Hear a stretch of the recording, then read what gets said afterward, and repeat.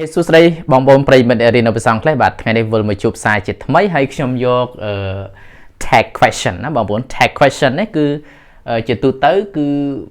យើងនិយាយពាក់ព័ន្ធជាមួយនឹងសំណួរដែលមានភ្ជាប់ជាមួយនឹង statement ពីមុនមកណាមានន័យថាគេសួរដែលពាក់ព័ន្ធជាមួយនឹងសំណួរដែលវាអត់ច្បាស់ពីមុនមកឥឡូវបងប្អូនមកមើលនិយមន័យថា tag question ហ្នឹងគេបដោតសំខាន់ទៅលើអីហើយវាប្រើក្នុងលក្ខខណ្ឌយ៉ាងម៉េចបាទចឹង in a tag question ណា in a tag question the speaker makes a statement but it's not completely certain of the truth so he or she uses a tag question to verify the previous statement មានន័យថាម៉េចមានន័យថានៅក្នុងសំណួរតំណភ្ជាប់ណា in a tag question នៅក្នុងសំណួរតំណភ្ជាប់ the speaker អ្នកនិយាយហ្នឹងគឺmake a statement គឺធ្វើនៅសេចក្តីថ្លែងការណ៍ឬក៏ការនិយាយអ្នក speaker make a statement គឺអ្នកនិយាយហ្នឹងគឺធ្វើនៅសេចក្តីថ្លែងការណ៍ឬក៏ការនិយាយ but it's not completely certain ប៉ុន្តែវាអត់ទាន់ច្បាស់ 100% វាអត់ទាន់ complete វាអត់ទាន់ពេញវាអត់ទាន់ច្បាស់ of the truth នៃរឿងពិត so he or she ដូច្នេះហើយអ្នកនិយាយហ្នឹង he or she អ្នកនិយាយហ្នឹងគាត់ឬក៏នាងហ្នឹងuses a tag question គឺប្រើប្រាស់ណាប្រើប្រាស់នៅសំណួរភ្ជាប់សំណួរបញ្ជាក់បាទពាក្យ tag question យើងប្រើថាសំណួរបញ្ជាក់ក៏បាន to verify ដើម្បីបញ្ជាក់ the previous statement គឺការនិយាយពីដើមឡើយការនិយាយពីដើមទីមកណាមានន័យការនិយាយពីមុនមកណាឧទាហរណ៍បងប្អូនមើលថាលក្ខខណ្ឌក្នុងការប្រើប្រាស់ tag question ហ្នឹងយ៉ាងម៉េចឧទាហរណ៍ថា it's raining now isn't itចឹង isn't it នេះគេឲ្យឈ្មោះថា tag question ណាបងប្អូន tag question គេនិយាយថាម៉េចឥឡូវហ្នឹងវាកំពុងភ្លៀងមិនចឹងទេណែ isn't it មិនចឹងមិនចឹងអីណែ isn't it មិនចឹងអីវាកំពុងភ្លៀងមិនចឹងអីឬក៏យើងដាក់កន្លែងនេះថា it's not raining now it's not raining now is it វាមិនភ្លៀងទេឥឡូវហ្នឹងវាមិនមេឃហ្នឹងវាមិនកំពុងភ្លៀងទេឥឡូវហ្នឹងមិនចឹងអីអញ្ចឹងអីis it អញ្ចឹងអីអញ្ចឹងកាលណាបងប្អូនត្រូវចំណាំថាកាលណាខាងចុងខាងដើមរបស់វាគឺជាប្រយោគស្រប tag question គឺជាប្រយោគបដិសេធណាហើយកាលណាខាងដើមប្រយោគរបស់វាគឺជាប្រយោគបដិសេធ tag question គឺជាប្រយោគស្របតោះណាបងប្អូនបាទឧទាហរណ៍ថាបន្តទៀតឧទាហរណ៍ថា the boys don't have class tomorrow do they The boys don't have class tomorrow do they មានន័យថាក្មេងៗហ្នឹងអត់រៀនទេថ្ងៃស្អែក don't have class ប្រែថាអត់រៀនណាថ្ងៃស្អែកហ្នឹងក្មេងៗហ្នឹងអត់រៀនទេ do they អញ្ចឹងអីមិនអញ្ចឹងអីអញ្ចឹង do they ហ្នឹងមូលហេតុអីបានយើងប្រើ do អត់ប្រើ isn't គឺកាលណាបងប្អូនត្រូវចំណាំថាឲ្យតែប្រយោគនឹងពូ auxiliary verb បងប្អូនឆ្លើយនៅក្នុង tag question ក៏ជា auxiliary verb ដូចគ្នាហើយកាលណាប្រយោគខាងដើមនឹងនិយាយរួមឲ្យតែប្រយោគអីខាងដើមគឺ tag question ត្រូវសួរប្រយោគនឹងដូចគ្នាណាyou and I talked with the professor yesterday didn't we បាទបងប្អូនមើលមកមានន័យថាម៉េច you and I talked with the professor yesterday didn't we មានន័យថាអ្នកឯងនិងខ្ញុំហ្នឹងបាទអ្នកឯងនិងខ្ញុំនឹងបាននិយាយជាមួយ professor បាននិយាយជាមួយលោកសាស្ត្រាចារ្យកាលពីម្សិលមិញ didn't we មិនចឹងអីយើងបាននិយាយគ្នាពីម្សិលមិញមិនចឹងអីអានេះគឺហេតុអីបានយើងប្រើ didn't we ដោយសារតែប្រយោគរបស់វាគឺជាប្រយោគ past ណាប្រយោគ past tense អញ្ចឹងកាលណាប្រយោគ past tense ទម្រង់ក្នុងការប្រើប្រាស់tag question ក៏យើងត្រូវប្រើ past tense ដូចគ្នាណាបាទyou won't be leaving for another hour will you you won't be leaving for another hour will you មានន័យថាម៉េចអ្នកឯងនឹងមិនកំពុងណានឹងមិនកំពុងចាក់ចេញទៅនៅម៉ោងផ្សេងទៀតឯណា another hour នៅម៉ោងផ្សេងទៀតឯណា will you មិនចឹងអី will you មិនចឹងអីអញ្ចឹងប្រយោគនេះគឺគេឲ្យឈ្មោះថាប្រយោគfuture continuous tense ណា future continuous tense អញ្ចឹងកាលណាគេប្រើ future continuous tense tag question ក៏យើងប្រើ future continuous tense ដូចគ្នាតោះណាបងប្អូនបាទមួយទៀត Jill and Joe have been to Mexico haven't they Jill and Joe have been to Mexico haven't they មានន័យថាម៉េចជឿហើយនឹងចូលហ្នឹងគឺបានទៅប្រទេស Mexico មិនអញ្ចឹងហី Heaven today មិនអញ្ចឹងពួកគេមិនអញ្ចឹងហីបាទអញ្ចឹងគឺកាលណាយើងប្រើប្រយោគខាងដើមជាប្រយោគអី tag question ក៏យើងដាក់ប្រយោគនឹងដូចគ្នា You will marry Chanta next month won't you You will marry Chanta next month won't you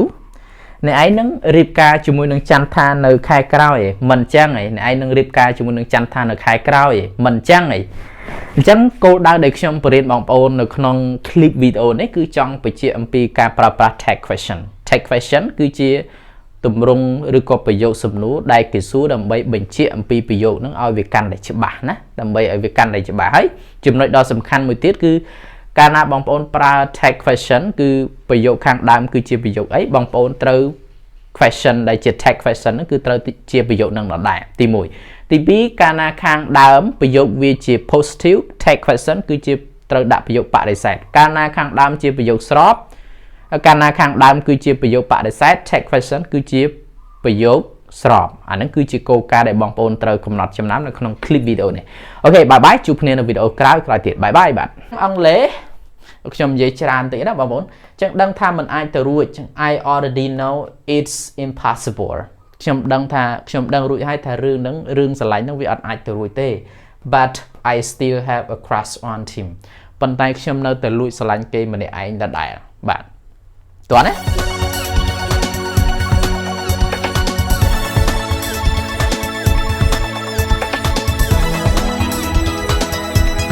អូខេសួស្តីបងប្អូនប្រិយមិត្តរៀននៅភាសាអង់គ្លេសបាទថ្ងៃនេះខ្ញុំយកបទចម្រៀងតាមពិតទៅបទនេះគឺច្រៀងដោយតារាចម្រៀងយើងអសគុណកញ្ញាណាបាទដែលមានចំណងជើងថាកាត់ចិត្តបែបណាអញ្ចឹងបងប្អូនបទចម្រៀងនេះគឺបញ្ជាក់អំពីមនុស្សម្នាក់ដែលស្រឡាញ់នៅមនុស្សម្នាក់ទៀតក៏ប៉ុន្តែស្នេហាទាំងសងខាងហ្នឹងគឺមួយខាងស្រឡាញ់ហើយមួយខាងទៀតអត់ស្រឡាញ់វិញអញ្ចឹងវាពិបាកដែរណាបងប្អូនទៅពេលស្រឡាញ់គេតែមួយខាងស្រឡាញ់គេតែម្នាក់ឯងគឺវារងភាពឈឺចាប់អញ្ចឹងចំណងជើងបទចម្រៀងហ្នឹងគេដាក់ថាម៉េចកាត់ចិត្តបែបណាកាត់ចិត្តបែបណាហ្នឹងពាក្យថាកាត់ចិត្តភាសាអង់គ្លេសគឺប្រើពាក្យ move on ណា move on តែពិតយើងប្រែជាទូទៅប្រែថាបើ move ទៅទេយើងប្រែថាកម្រើកណាបងប្អូនតែពេល move on នេះគឺស្មើពាក្យ leave មានន័យថាចាកចេញឬក៏កាត់ចិត្តណា leave ចាកចេញកាត់ចិត្តអញ្ចឹង how should I move on ប្រែថាតើខ្ញុំគូកាត់ចិត្តបែបណា how should I move on តើខ្ញុំគូកាត់ចិត្តបែបណាអូខេអញ្ចឹងបទចម្រៀងគេច្រៀងថាម៉េចលួចស្រឡាញ់គេតែម្នាក់ឯងហ៎លួចស្រឡាញ់គេតែម្នាក់ឯង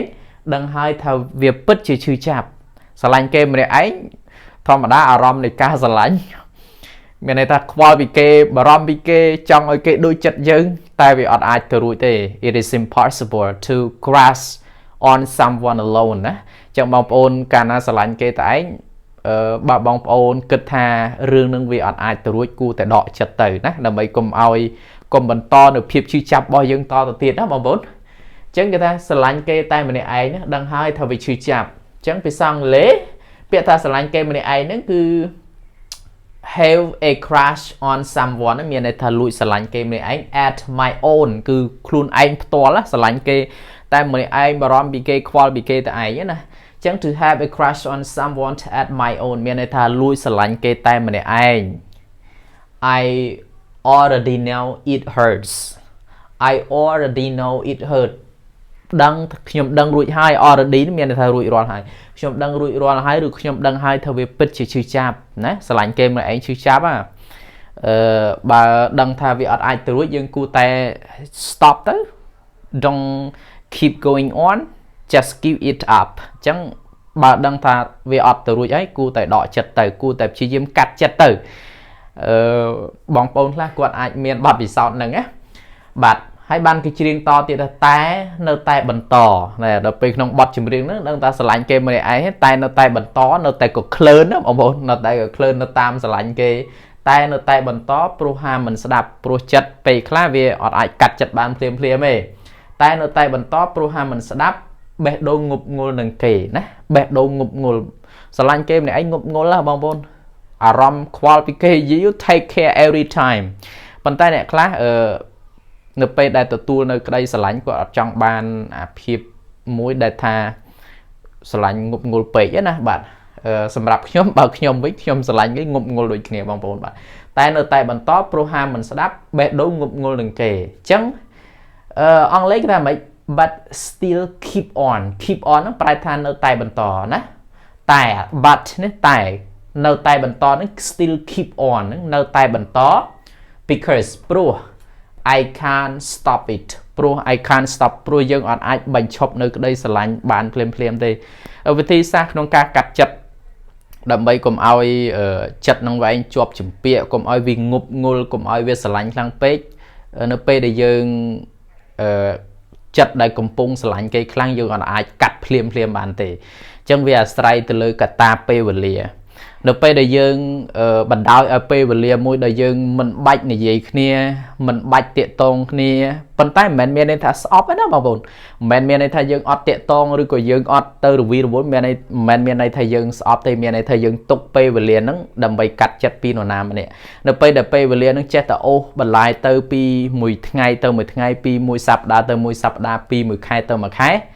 ដល់ពេលចិត្តរបស់យើងអារម្មណ៍របស់យើងវាអត់បានឮសំឡេងគេវាអត់ឃើញគេអត់ជាប់ជាពាក្យគេអារម្មណ៍ហ្នឹងអាក្តីស្រឡាញ់ហ្នឹងវាចាប់ដើមរបេះចេញពីដួងចិត្តបន្តិចម្ដងអញ្ចឹងទៅប៉ុន្តែនៅពេលដែលយើងស្រឡាញ់គេម្នាក់ឯងហើយយើងនៅតែបន្តឃើញខលនិយាយស្ដាប់អីគឺអារម្មណ៍នោះវាកាន់តែជាប់ជាពាក្យអាហ្នឹងជាវិធីសាស្ត្រសាមញ្ញបងប្អូនដែលស្ថិតនៅក្នុងលក្ខខណ្ឌមួយស្រឡាញ់គេម្នាក់ឯងគឺរៀនកាត់ចិត្តបែបហ្នឹងណាអញ្ចឹងបេះដូងហ្នឹងហាមអត់ស្ដាប់ទេបងប្អូន because I can't stop it គឺហាមចិត្តអត់ស្ដាប់បេះដូងហ្នឹងនៅងប់ងល់នឹងគេអញ្ចឹងអាងប់ងល់ហ្នឹងភាសាអង់គ្លេសថាម៉េច and my heart បេះដូងណាគឺចិត្តហ្នឹងក្តីស្រឡាញ់ហ្នឹង is overwhelmed ពាក្យថា overwhelmed ប្រែថាលើសលប់វាងប់ងល់ខ្លាំងហ្មងណាស្រឡាញ់គេគឺងប់ងល់មែនតើណា is overwhelmed by him គឺមានន័យថាបេះដូងរបស់ខ្ញុំហ្នឹង is overwhelmed by him គឺមានន័យថាវាងប់ងល់នឹងគេណាជាប់ជំពាក់ងប់ងល់ស្រឡាញ់ចង់បានគេចង់ថ្នាក់ថ្នមគេអីចឹងណាបងប្អូនបាទអានេះគឺបេះដូងអានេះយើងអត់អាចហាមបានទេបើនិយាយតាមធម៌ទៅគេមានន័យថាចិត្តស្រឡាញ់ណានៅពេលដែលវាកើតពោះចិត្តណាវាមានពពុទ្ធព្រះអង្គហៅថាចិត្តហ្នឹងវាមានបែបសន្តានរបស់ចិត្តណា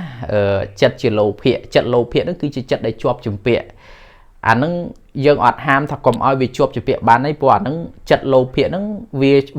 វាជាប្រភេទនៃធម៌នៃចេតសិកដែលវាចូលមកក្នុងចិត្តណាអញ្ចឹងធ្វើឲ្យចិត្តយើងស្រឡាញ់ក៏ប៉ុន្តែនៅពេលដែលវាមានហេតុគ្រប់គ្រាន់វាមានរឿងដែលគ្រប់គ្រាន់នៅពេលដែលចិត្តស្រឡាញ់ហ្នឹងវាអស់ទៅគឺចិត្តវាលែងស្រឡាញ់ទៀតហើយអាហ្នឹងចិត្តរបស់មនុស្សទូទៅដល់ពេលដែលយូរទៅនឿយណាយទៅក៏ចិត្តទៅលែងស្រឡាញ់លែងជាប់ជាពាក្យលែងប្រាថ្នាចង់បានហ្នឹងទៅប៉ុន្តែអានេះជាវិធីសាស្ត្រមួយស្រឡាញ់គេម្នាក់ឯងដើម្បីកាត់បន្ថយអាភាពការស្រឡាញ់ហ្នឹងគឺយើងនៅតែឯងកុំតាក់តង Facebook អត់មែន blog អត់មែនអីទេក៏ប៉ុន្តែចង់និយាយថាទុកឲ្យពេលវេលាជាអ្នកកាត់ចិត្តដោយខ្លួនឯងទៅបានហើយបងប្អូនបាទអញ្ចឹងតោះនេះបងប្អូនពាក្យ overwhelm ហ្នឹងប្រែថាងប់ងល់ហើយមួយទៀតដឹងថាมันអាចទៅរួចតែនៅតែស្រឡាញ់គេដឹងថាវារឿងនោះវាអត់អាចទៅរួចពោះអាចថាដៃគូមកខាងទៀតខាងស្ត្រីឬខាងបរិសហ្នឹងគេមានឋានៈបុណ្យស័ក្តិខ្ពស់ជាងយើងឬក៏គេមានរូបសម្រស់ស្អាតជាងយើងឬក៏និយាយរួមហេតុបច្ច័យច្រើនណាមានន័យថារឿងហេតុវាច្រើនវាធ្វើឲ្យយើងអត់អាចទៅរួចយើងដឹងខ្លួនយើងថា it is impossible វាអត់អាចទៅរួចទេប៉ុន្តែចិត្តរបស់យើងនៅតែស្រឡាញ់នៅពេលដែលយើងដាក់ចិត្តថាស្រឡាញ់គេគឺអារម្មណ៍ងប់ហើយប៉ុន្តែនៅពេលដែលយើងដកវិញណាអារម្មណ៍របស់យើងទុកពេលវេលាឲ្យបដោយតាមពេលវេលាហើយអារម្មណ៍យើងធ្វើឲ្យសប្បាយហើយនឹកឃើញរឿងអីមួយទៅអាហ្នឹងគឺវាយូរទៅវាកាត់ដោយអូតូចិត្តណាអញ្ចឹងអង់គ្លេសខ្ញុំនិយាយច្រើនតិចណាបងប្អូនអញ្ចឹងដឹងថាมันអាចទៅរួចអញ្ចឹង I already know it's impossible ខ្ញុំដឹងរួចហើយថារឿងហ្នឹងរឿងស្រឡាញ់ហ្នឹងវាអត់អាចទៅរួចទេ but I still have a crush on him ប៉ុន្តែខ្ញុំនៅតែលួចស្រឡាញ់គេម្នាក់ឯងដដែលបាទតោះណា clear គេច្រៀងបន្តទៀតថាម៉េចព្យាយាមឈប់ខ្វល់ឈប់គិតធ្វើមិនបានទេណាអានឹងស្រឡាញ់គេព្យាយាមអានឹងបើយើងគិតទៅព្យាយាមឈប់ខ្វល់ឈប់គិតធ្វើអត់បានទេអានឹងមានន័យថាយើងធ្វើបាបខ្លួនឯងទៅមានន័យថា chụp cất chụp khoa chỉ dám cất theo cầm ai cất bị cái bàn tay chặt về nơi chặt từ cất anh miền này tha dương đã sầm pít từ lời luôn anh dương thưa bạp luôn ấy nhỉ bà sân là dương chọn thưa bạp luôn ấy dương bà to sao lạnh kia kê thì tất tiền đại rừng năng việc anh từ dương bà to thì tất bàn tay bởi dương đọ chặt ná dương chỉ dám mỗi thà cầm ai về rừng năng từ ruột á rừng năng việt tờ ruột bàn tay dương chỉ dám cắt chặt dương đọ chặt cầm ai thưa bạp chặt luôn ấy must stop you must stop you must give up what you want okay chẳng những trâu bị chụp hay ông lê tham mấy bằng ổn chỉ dám chụp vào chụp kết thơ mình bàn tề bạn ông lê cái tham mấy I try to stop carrying and thinking but I cannot do it miền này ta không chỉ dám chụp qua chụp kết bàn tay không anh ai thơ từ rồi I cannot do it không anh ai thơ từ rồi hay bạn snai kê tiếng miền sừng khum nè snai kê tiếng miền sừng khum ông lê tham mấy to love him without hope miền này tha sánh cái đòi miền sừng khum mới có dân đã tha to love him with no hope các bạn này miền này ta sánh cái tiếng miền sừng khum đại việt ở ai từ ruột á sánh cái ở ai từ ruột hay ban cái chương thọ to tha tao cu cắt chặt bài na từ đồng ôn ở tờ đạp chùm riêng nó khơi nhé nè tờ đạp chùm riêng nó lưới bọt nó về miền bài bọt để cá chương ở trong mặt chặt riêng nè tờ cu cắt chặt bài na từ nè nè tao cu cắt chặt bài na tới cứ ông lấy tha how should I move on after you nè how should I move on after you nhưng miền này ta tao cu cắt chặt bài na từ after you nó còi pi dân chop sánh cái after you còi pi dân chop qua bị cái ta cu cắt chặt bài na hai bạn riêng to tiệt ha bà bé đôn nơi sánh cái khăn giang này bà bé đôn nơi sánh cái khăn giang đi if my heart still loves so much if my heart still loves so much bà bé nè bà my heart nó bé đôn bọc nhom nó nơi ta sánh cái khăn giang nó ta cu cắt chặt bài mây hay bạn to tiệt ta cu phơi giang ná bà bé đôn trâu ca kê mà lần ta cu phơi giang ná what should I do bà bé đôn nhom nó if my heart really needs you bà bé đôn nhom nó trâu ca kê khăn giang nằng need nó trâu ca nó bằng bốn việc sưu đấy ở miền ai riêng của bạn là thế nào bằng bốn what should I do ta nhom cu phơi bài na rồi nhom cu phơi giang mây if my heart bà bé đôn rồi bọc nhom nó really needs you trâu ca bong khăn giang nằng ban bà to tiệt thì ban ở bà to tiệt tha bà miền nè đăng chui prap nhom phong ban tê cái cu cắt chặt giang mây cu phơi giang na bà bé đôn cái sải giang nó hay chui prap phong mà ban đăng if anyone knows could you please tell me xôm chui prap nhom phong bong bồn đăng nó chui prap phong tại cu cắt chặt bài mạch nè ok chẳng video nó miền phần đăng hay bong bồn chẳng châu từ đọc video bật chìm riêng bánh châu tới vài biệt tha cu cắt chặt bài nào tới bong bồn bạn sẽ đọc bật chìm riêng này ok bye bye chụp nên video cái tiệt bạn